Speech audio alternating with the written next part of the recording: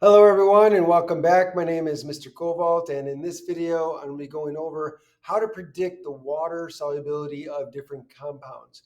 So in order to predict whether a compound is soluble in water or not, you have to know your um, your solubility rules or your solubility table. There's just no way around the solubility rules in order to predict whether something's going to be a solid or aqueous in solution.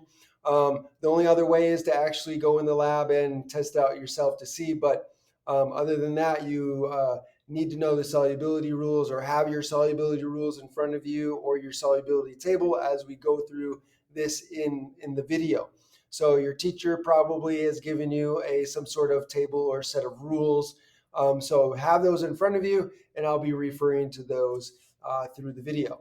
So when you're trying to decide whether this is soluble or insoluble in water, you're going to look at the ions and see if there's anything that the rule says or any rule that applies to that ions. Now, for the positive ions, usually if it's some group 1 metal or if it's ammonium, which is a positive polyatomic ion, um, any substance or compound that has those in the formula are going to be soluble no matter what the anion is. So that's a rule to keep in mind. So here, usually we're going to be looking at the anions because most of the rules deal with the anions, except for what I just said regarding group 1 metals and the ammonium ion.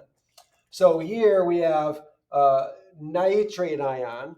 So if you look at your solubility chart or if you look at your solubility rules, you'll find that all nitrates are soluble in water. There's no exceptions to that. So for this, for the mercury 2 nitrate, this is going to be soluble. So that's going to be soluble, or aqueous. We could say it's aqueous. Okay, so what about barium carbonate? So we would have to look up the rule that applies to carbonate. So we look on our table, or look on the rules, and here it says compounds containing carbonate, phosphate, or hydroxide ions are insoluble in water, except for when it's matched with a group 1 metal. Group 1 metal, or of course ammonium, because the first rule was that if you have ammonium or if you have a group 1 metal, that's always going to be soluble no matter what the anion is. So here we have carbonate with barium. It is not one of those exceptions, so therefore it is insoluble.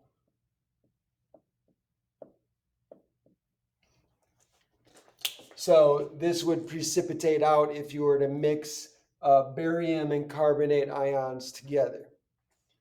Okay, what about potassium phosphate? We just read the rule regarding phosphates, right? It said phosphates are generally going to be insoluble unless, of course, it's with a group 1 metal or ammonium. Here we have potassium, which is a group 1 metal, so that's going to be soluble or aqueous.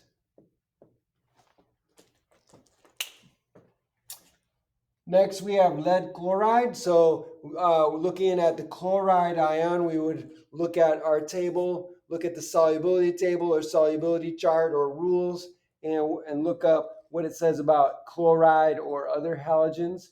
So in my table, it says compounds containing chloride, bromide, or iodide ions are water soluble, except when you have silver or lead 2 ions.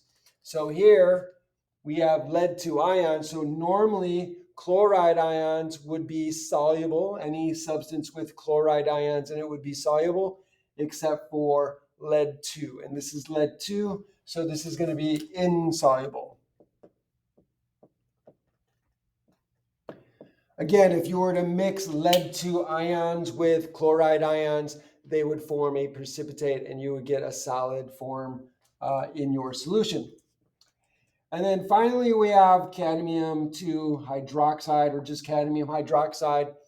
So cadmium hydroxide, again, we want to look up the hydroxide, and then we read about that just a moment ago with the phosphates. So again, it said compounds containing carbonate, phosphate, or hydroxides ions are insoluble in water unless it's with a group 1 ion or ammonia. So these are going to be insoluble in water. So here we do not have a group 1 metal, we don't have ammonia, so this is going to be insoluble. So again, insoluble in water. And so once again, if you mix your cadmium 2 ions with some hydroxide ions, you should get a precipitate that forms when you mix those together.